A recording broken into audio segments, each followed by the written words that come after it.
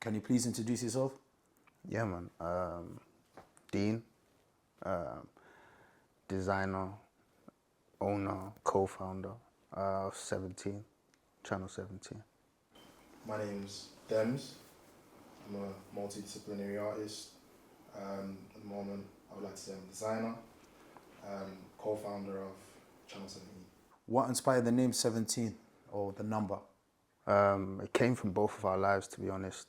When I played football, I wore number 17, and it's a number I've loved all of my life, really and truly.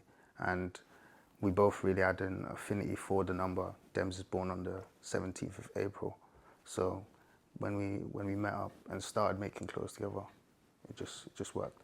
When you speak about the clothing brand 17, what problem is it solving in the fashion scene?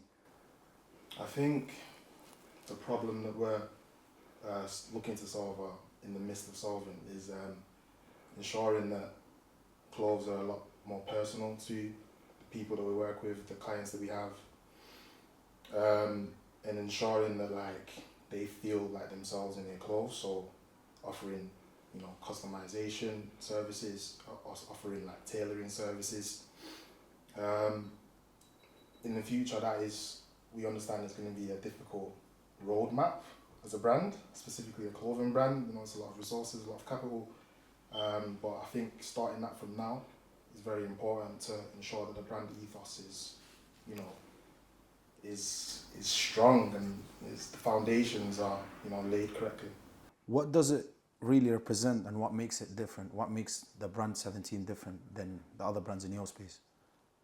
It represents self-expression and self-improvement, and always trying to refine yourself, especially from when we started. We were pretty much paying on clothes, and it was good stuff, but we felt we needed to give more to fashion. So yeah, went into more of making the clothes and really finding out how to make patterns, how to make things from scratch. Yeah, that pretty much, I feel like, sets us apart from what a lot of people are trying to do. Yeah, we're really getting into what... Obviously, you mentioned that you used to play football. Yeah. What actually triggered the idea of 17 when you was then, obviously coming from football and then turning into fashion? Yeah, it was something where when I was playing, and a lot of teams that I was at, every kind of guy was kind of wearing the same thing or going for the same kind of look. And I was someone that felt individuality was a big part of me and just a big part of my life in general. I was always told to be myself. So that even came from clothes. So it just started from buying a normal pair of jeans and maybe putting a bit of paint splashes on them. Then it gradually grew to what we are now. So yeah, it just came from wanting to be myself, wanting to be different, really. Yeah, because I think I'm one of the few people that did see 17 grow from where it started. Yeah. And then I've actually never, as a person, I've never actually got to ask you this question. I know how a lot of people, some got clothing brands, or their own brands. What made 17, for you, said that's it, that's something I'm gonna go for a long period of time? It was something I was kind of doing on and off with football. It was kind of on the side. Then I came to pretty much a big crossroads in my life where I'd kind of fell out with my current manager at the time and lost my way at the club I was at. And it was kind of either go home and just find a normal job or do something else, or move to Manchester and try to pursue the clothes and do my own thing, live for me. So yeah, it came from a time where I was in a bad spot, and this was the only way out I saw, really. Yeah. What value do 17 have for yourself, for your clients, for future clients, and the people around you? I think 17, it reflects, again, it's a bit of a dichotomy because it's a community that celebrates individuality, and it's hard to have a community with individuals. But we feel that everybody's an artist, you know. We feel that everybody has their own story, their own spark, and we want to be able to, you know, explain our spark and communicate our spark in the clothes that we do, and by, you know, offering the services, you know, the customization services as well. We also, you know, aim to allow the spark to, you know, to shine for our clients, you know what I mean, by getting what they want, how they, like, understanding who they are and communicating that in the clothes. But in order for us to do that, you know, we understand ourselves first and communicate that in our clothes first, so other people can, you know, come to us. Okay, because from the way you're speaking is what I gathered is every piece for every client has a different approach to it. 100%. Again, the more we do, this is something that me and Dean have, like, it's not something that we're going to budge on, regardless of, you know, the ears and the voices that from the people within the industry saying, of course you can do it this way, it's a lot easier to get there this way. We understand, like, we really care about clothes, and maybe not clothes, because at the end of the day clothes are still clothes, but we really care about ourselves, and we want people to also care about themselves. And for us, we care about ourselves in like by wearing nice clothes and making sure that the clothes that, you know, that we have feel like us, and we want to be able to do that with our brand. It's going back to that individuality aspect and having a cohort of people that all feel the same and love art and love culture and fashion and love to express themselves. Like, that is really something that we want to we want to be able to nurture, you know, and we're doing that with ourselves right now. It's difficult with the noise of, and, you know, life and having to, you know, get on with life. Yeah. But doing that for us it's like living our dream, and we want to be able to allow people to do that as well, if that makes sense. It does. What's the story behind the visual identity, behind the 17 logo, the brand? It's a lot. Firstly, obviously, from the number 17 itself, but we just tried to go for something that represents both of us. We're quite edgy, we're quite out there with a lot of our stuff. So yeah, really and truly, the visual identity of our stuff is really being visible, being out there and seeing us from a mile away. We really like that kind of stuff. Yeah, so visually striking, and yeah, it's coming with time. With time, we'll really figure out what exactly it is, but right now we just want you to see us.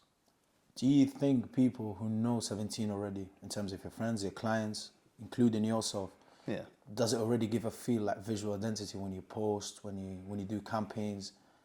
What's your approach with that one, or at this point, like at the moment? Yeah, it's just trying to remain cohesive within the whole brand's look of trying to show self-expression, trying to show stuff that's out there and really depicts what we go for as people, our taste levels.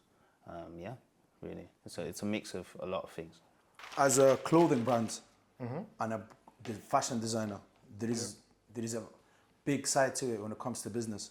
100%. How do you plan to scale through retail, partnerships, future opportunities for yourself and the brand? It's a fantastic question. With us going the way that we're going, you know, with making the garms ourselves, initially anyway, and really wanting to have our fingers in a lot of the pie, we've got to be smart on how we scale. Or honestly, really and truly, we need to get to the point first where we need to scale. That's number one. But we are thinking of it when we do get to that point, and we definitely that, you know, a more structured infrastructure, a more, you know, streamlined, you know, business basically. So right now, I think we're working on something where we're working with, you know, like thrift stores and shops like clothing stores where you can get secondhand clothes, because that's the medium that we work in a lot, you know, used clothes, because we feel that,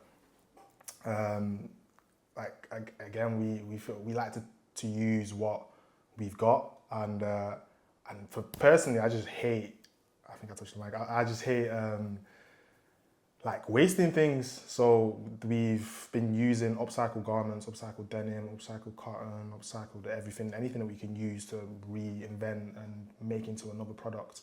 That's how we've been, learning the skill of pattern cutting, sewing, designing, like finishing, like all. That's how we've been learning.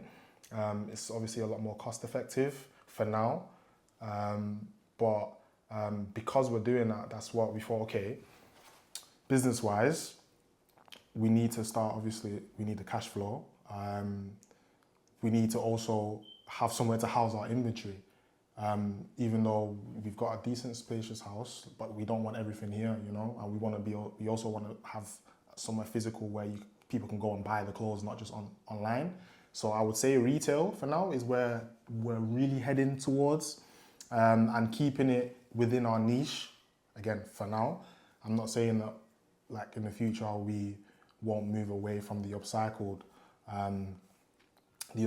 aspects of garments, but at the moment it's difficult that to see myself doing that, because I'm a very like I think we're very very much crafty and like to use things that are in excess, and I just hate wasting things. I'm African, man. We see where we come from, like we see where all that waste goes, and to me that hurts to see like I'm contributing to that, and we're trying to as a brand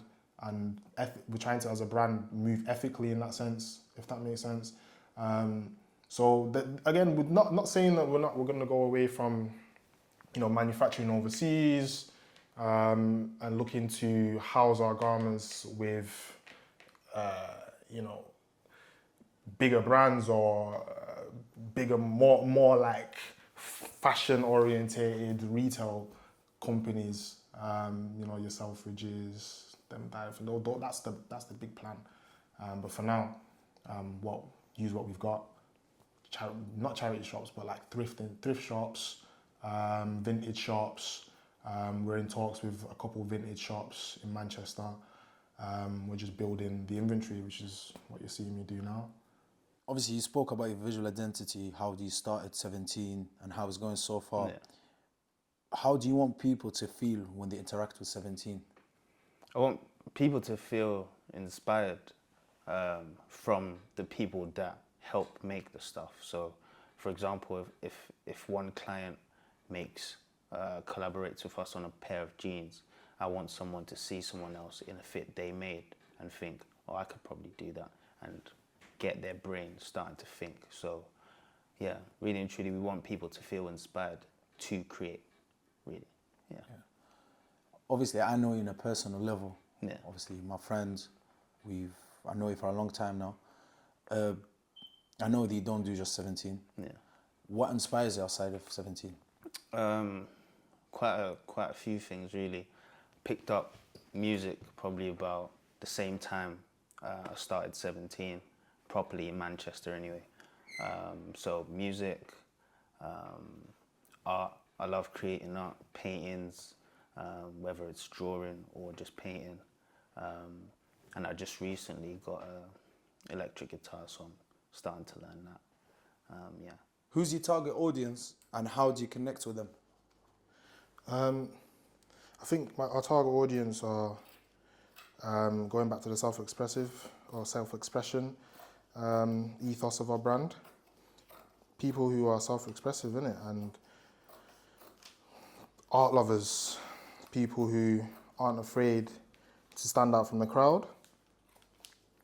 People who are also nerds like us, once we find something that we have got a passion in, we like to deep dive and understand the intricacies of it. I think those are the kind of people we aspire to wear our garments. But the main, just to make it simple, I think the people we want to wear our garments are artists at the end of the day. And as I said before, we're all artists. It's just about understanding your art or your practice, if that makes sense. Obviously, you mentioned you have certain identity that you're going for with 17. Mm-hmm. does that mean it has a deeper culture or lifestyle message behind it, the 17 brand? Definitely. I think with us being such a young age, we're still in the midst of understanding, like really refining our taste.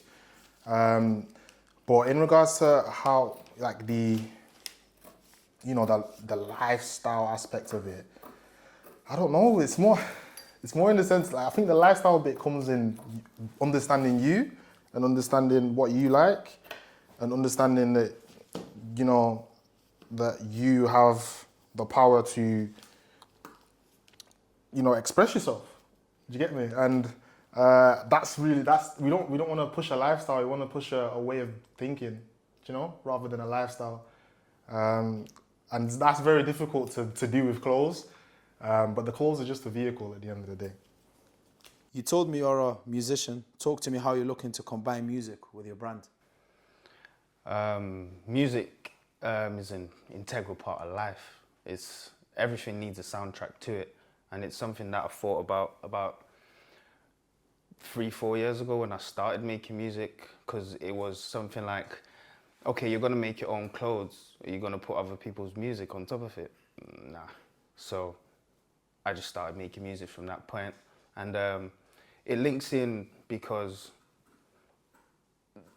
what we listen to in the background it integrally motivates us while we are making the clothes. So that is also part of the process.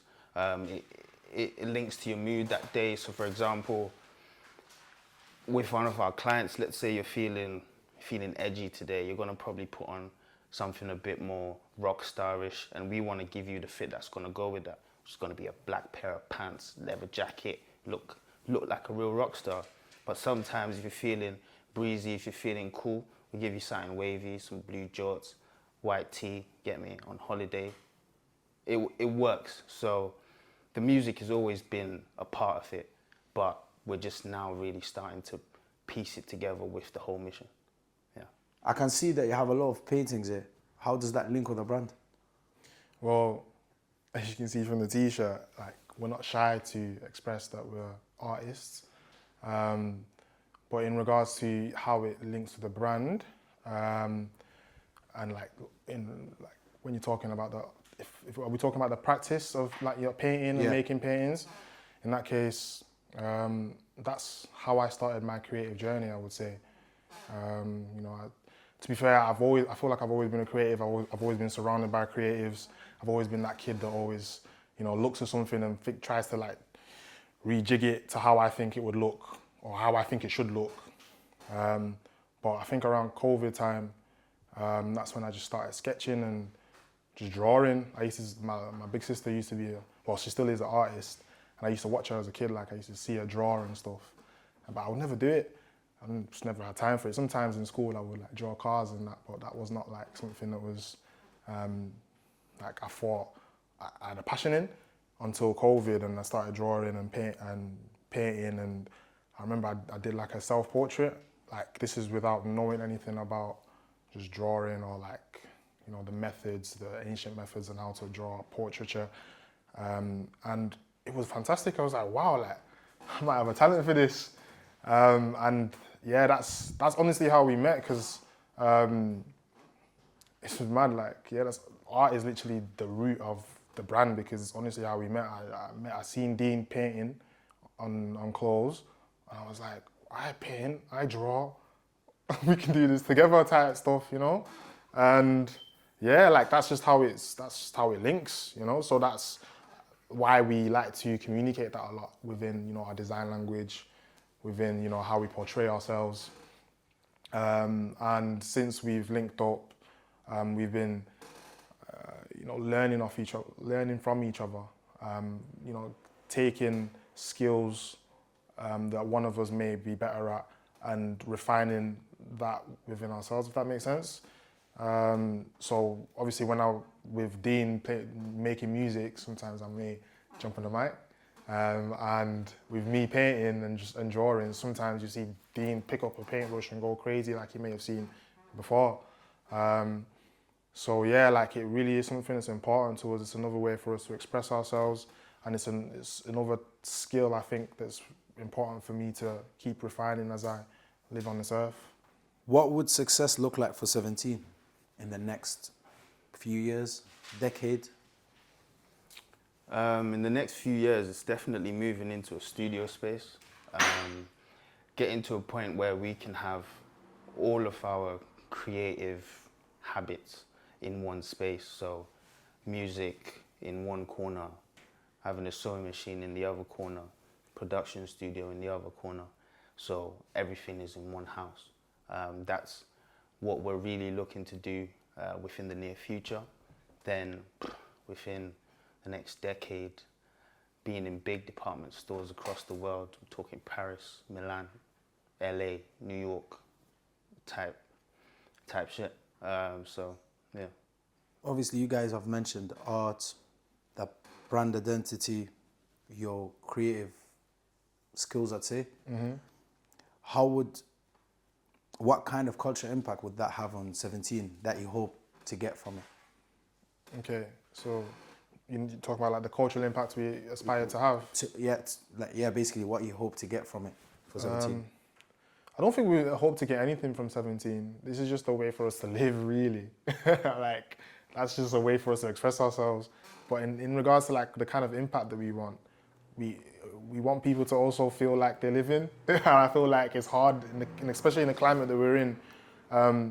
Like, social media and the internet has made it where people are either creators or consumers, and we want to push that everybody's a creator.